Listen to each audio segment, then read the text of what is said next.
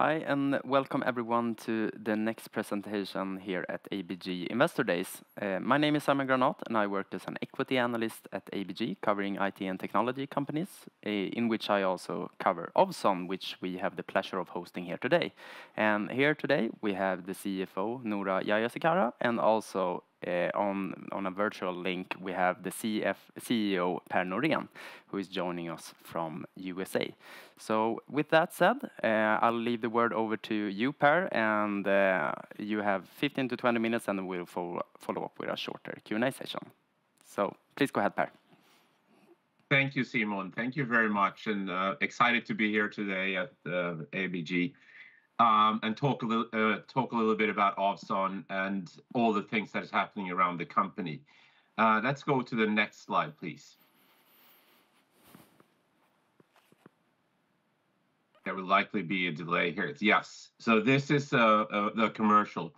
The company, Ovzon, is currently in a rights issue situation, and we have a subscription period for the rights issue from November 22nd to December 6th. So this is to say that this is an advertisement partly in this presentation for that, obviously, based on the information of the company. And there's a prospectus out that you can get hold of through either our bankers and advisors or on our website, which is www.ovzon.com. Next slide, please. Let's start with talking about Ovzon and where Ovzon comes from. Ovzon has been around as a company for quite some time. It was founded in Sweden in 2006. At that time, focused on designing, developing, and delivering mobile satellite terminals, actually the smallest mobile satellite terminals in the industry. You should think of them as laptop size, where most other terminals or antennas and terminals that connects with the satellite are of a bigger size. And at that time, they were 1.2 meters or 2 meter parabolic circular antennas with tripods. And we've been able to drive that towards a very, very, very small size. So that's where it started.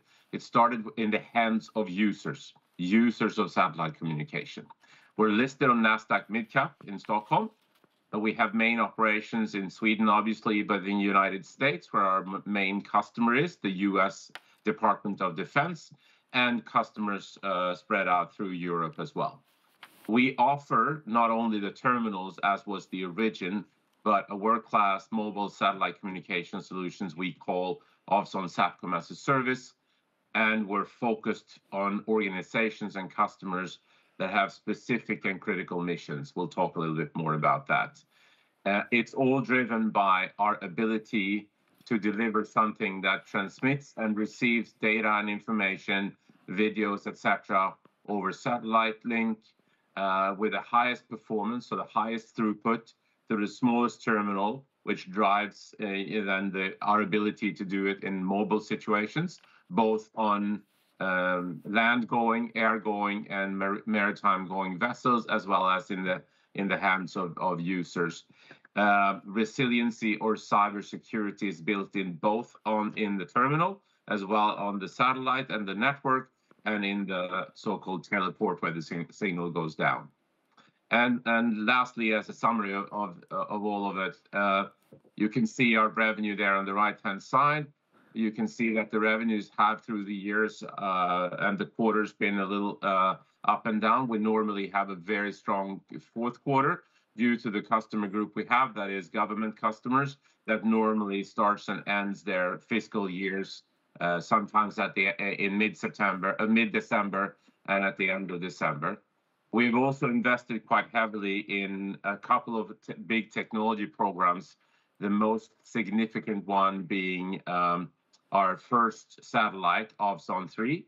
So we've invested around 1.9 billion or 1.88 billion Swedish kronor in that, in a new mobile satellite terminal we call Ovzon T7, and in a very unique technology that is placed on the satellite, a software-enabled gateway called the onboard processor. We'll come back to that in a second. Next slide, please. Here's a very, very simplistic way of looking at what makes Ovzon unique. Most of our competitors, which we'll talk about in a minute, have either one or two of these four things, meaning they sell bandwidth or capacity, antennas on satellites in the middle, sort of at 12 o'clock. Other competitors can be found in the satellite terminal business, from small to large, but no one has the size and the abilities of Ovzon's terminal. So that combination means that we can guarantee performance, we can guarantee service level agreements, and we can guarantee uniqueness of resiliency by having those two. We then partner with teleport operators. We are not in the teleport business where the signal comes down to a big teleport and connects to fiber on the ground, and then the signal goes back to the satellite and down to the user. But we have a selected few which we work with to optimize this system. And last but not least, our staff and our organization and our technology is built to manage this through both network operation centers centrally in the US, but also decentralized in wherever sovereign market our customers are. Because most customers that are countries want their signal to go down in their jurisdiction, so to speak. That we manage through a network operations center and 24/7 customer service and support with very high service level agreements guarantees.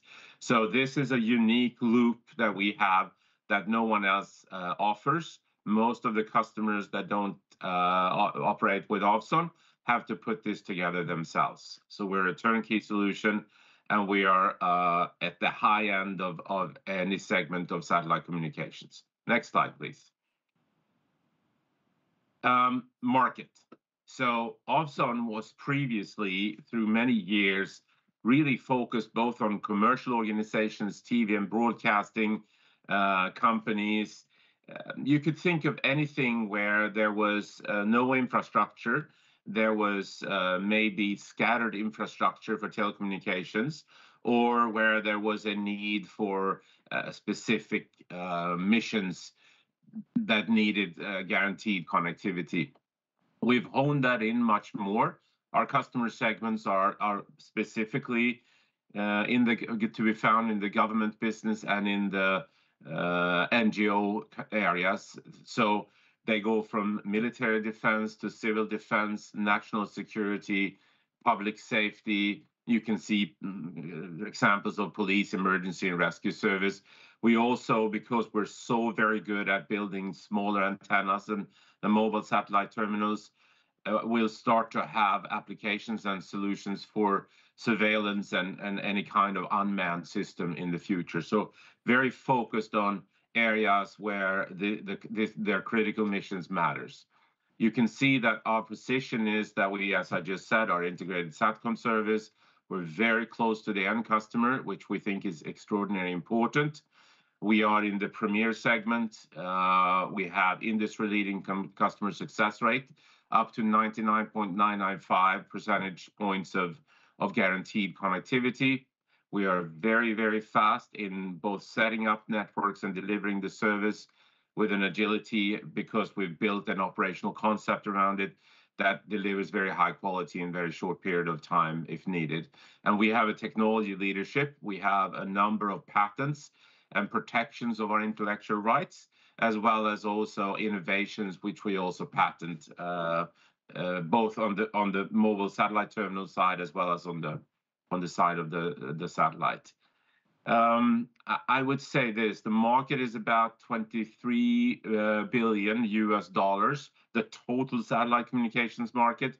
I think the segment we are in, as you can see there, so government and mobility, so to speak, is $7 to $9 billion, and it's growing with 7 to 8% a year. So it's a market that is growing quite fast. We'll talk a little bit about the differences of those competitors that are there. There's also a number of market trends. So the satellite operators that sell capacity, if you remember the 12 o'clock on that picture I just showed, they're trying to become closer to the end customer, the users. So there's trends to acquire service providers in the market. But a surprising trend maybe has also been that satellite operators have acquired or merged. Examples of that is Viasat and Inmarsat, two very prominent producers of bandwidth and managing of satellites, plus a few others that have actually merged into one another. There's also specialized companies for terminals, as we spoke about, and there are several different orbits you can operate within with your satellites: low Earth orbit, mid Earth orbit, and geostationary orbits. Ovzon is in the geostationary orbit in the Ku band, in a specific band called 30B, which has much higher resiliency to weather and any disturbance of the connectivity, as we are the premier service provider for those kind of things. Next, please. This is just a way to illustrate, I would say, the uniqueness that I just spoke about. If you look on the x-axis, the horizontal piece here, you can see how there are the terminal side or the antenna side is from very large fixed antennas all the way out to mobility and on the move, and even trending towards mobile phone size terminals and antennas, which are going to be able to connect to the satellite. There is some trends now, even with satellite to device direct connectivity, but you cannot stream on that. There are very few megabits that can be both transmitted and sent. So we're the number one in the smaller laptop size segment of mobility, but can be used on any means of transportation and people. You can see on the other axis there that's about transmitting and receiving data. So this is bandwidth. It's called bandwidth. So 0.5 megabits per second, 5 megabits per second, or over 100 megabits per second. Ovzon is in the upper kind of quadrant already today, where we buy satellite capacity from others. When we will have Ovzon 3 offering, we will be able, because it has 5 steerable beams, it will have very strong offerings of mobility, steerability, and the energy of the antennas can be directed to a very specific point, and you can get over 100 megabits per second in transmit from the terminal to the satellite. Next slide, please. Of course, this is very exciting. You saw earlier that we've spent about 1.88 billion Swedish kronor in investing in technology programs. Not only our own first satellite, but this is our own first satellite. It's called Ovzon 3. We are delayed in that, and we have been delayed with about 2 years. It has increased our costs as well, and therefore the rights issue, which we'll come to in a minute. But we are very excited that the satellite is built, and it's going to be at SpaceX, who is the launch provider in Cape Canaveral in Florida. And we are targeting a launch within a month from now, basically in mid to late December, or sometime in December. And that's very exciting. On that satellite is, of course, the onboard server, which has also been tested, and we're building a ground system for that as well. And then we will, in parallel with the satellite being ready, launch the first production units now soon of the newest terminal, which is even smaller than laptop, called Ovzon T7, that has dual modems in it, one that can talk to the onboard server and one that can talk to the more traditional way of communicating. So very exciting times, very busy times for the company.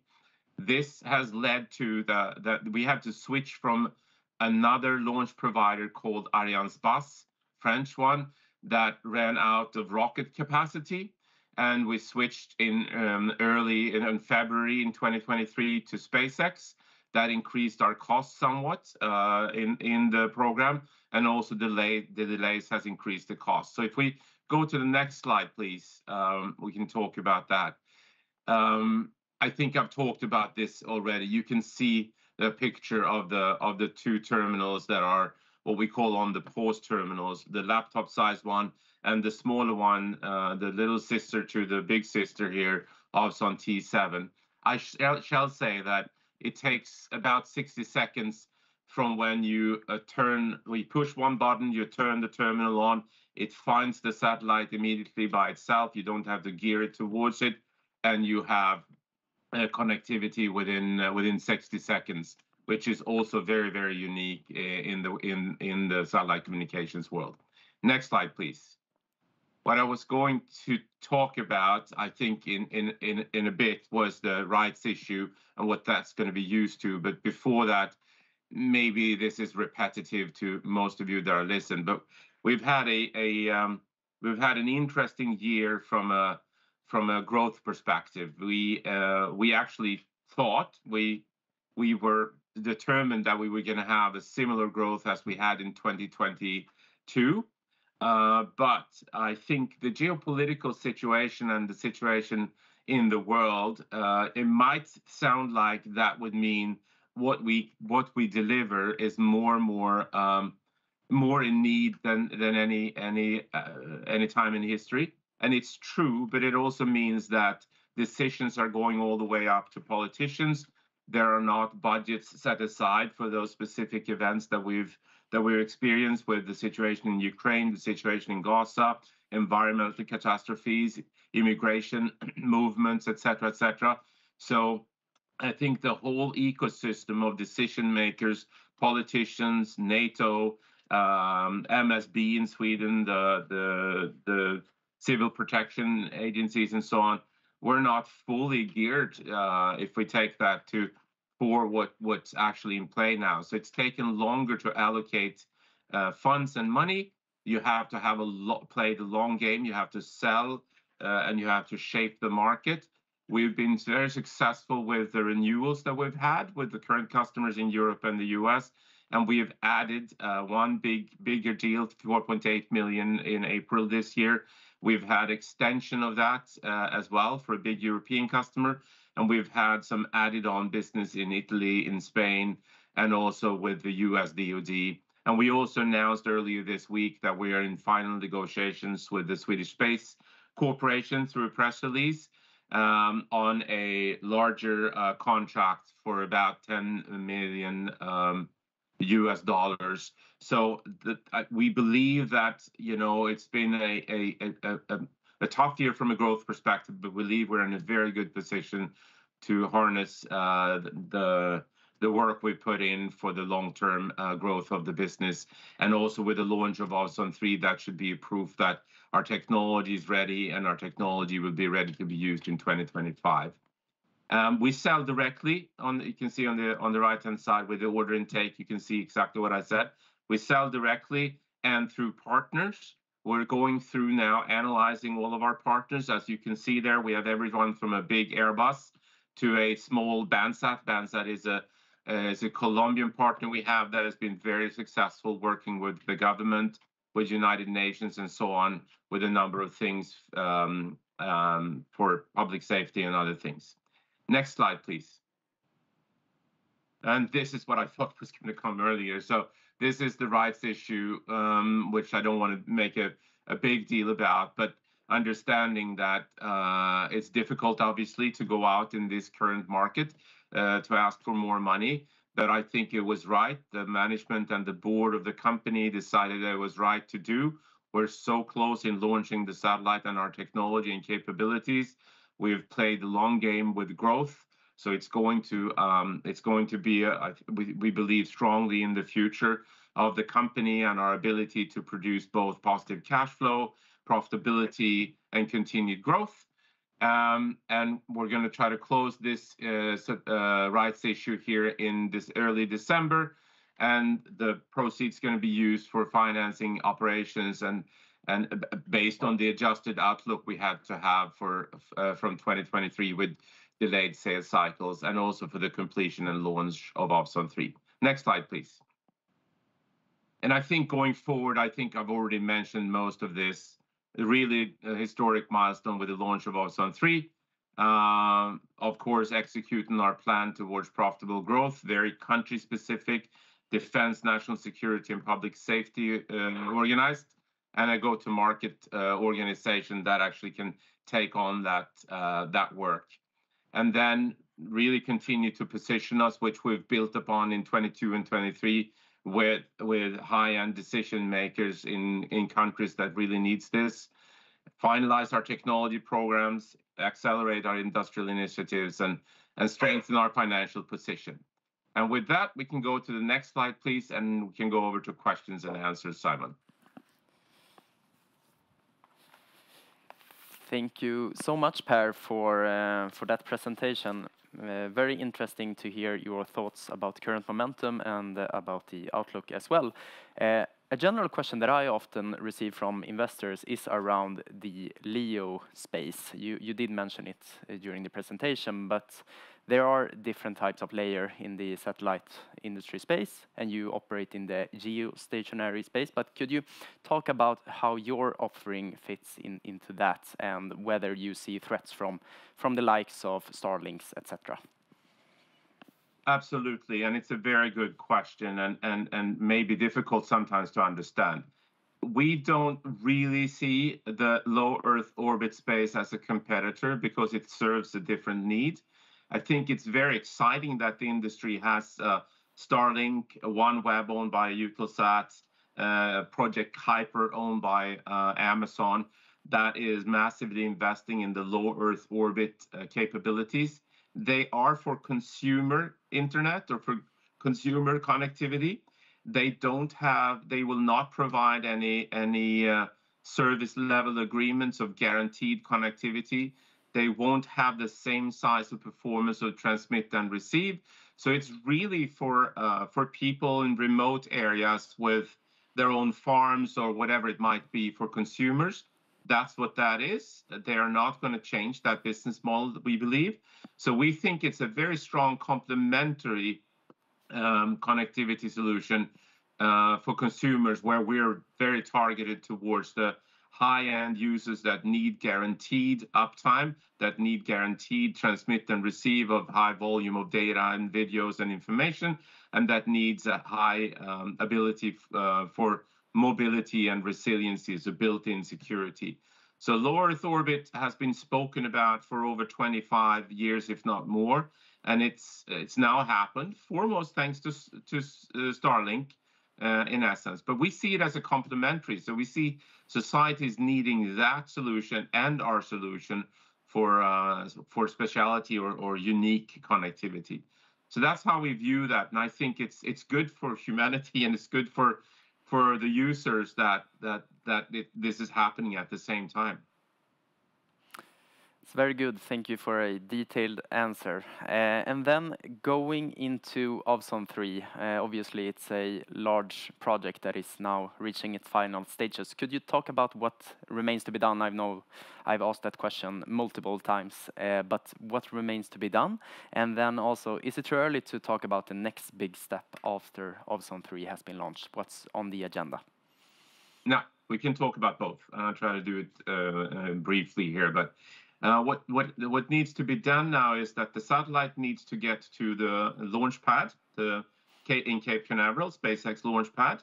When it's there, the satellite will be then mounted on the rocket. The rocket is Falcon 9, that is going to launch the satellite. And it's mounted on there with a specific technique. So that will take a little time here to test that and make sure that everything is working, and there are some tests for that. But we're out of production of the satellite. Now it's more the process of the assembly for the as you can see on this slide here, for the launch, basically. So we are in very good hands. SpaceX have done I think it's close to 90 launches this year, both LEO and MEO and GEO launches this year. They are really professional. So we're in good hands with them. We're working with our production partner Maxar and them to finalize this. So that's what's there, and then we'll get a more detailed launch date sometime early in December, when the satellite has arrived to Cape Canaveral, when they've mounted it on the satellite. So that remains very exciting. The second question you had, Simon, was around what's next. Well, we've been extraordinarily focused on getting this first satellite launched, produced and launched.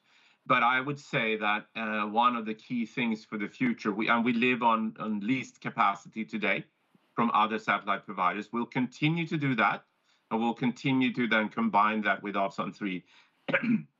And then we have to make a decision on should we have global reach and global coverage ourselves, which would mean we would invest in maybe 2 to 3 to 4 satellites to complement Ovzon 3. That decision hasn't been taken, but I think, you know, if you want to think about a satellite network as something you roam on, and you can either buy a full beam that you can control yourself as a customer, or you can roam on it, then I think it's probably worthwhile considering doing that.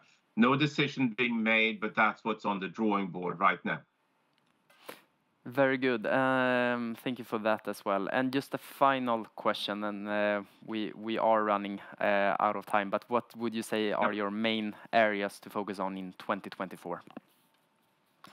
24, launch the satellite, get it operational, and sell, grow the business based on lease capacity, and get anchor tenants on Ovzon 3.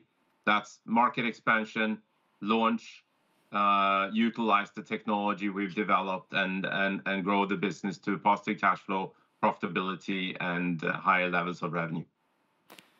Thank you so much for attending here today, Per, and I wish you a continued nice evening. And thank you all the rest for attending here today. And we will now take a brief pause before the next presentation joins in about 5 minutes. So thank you all.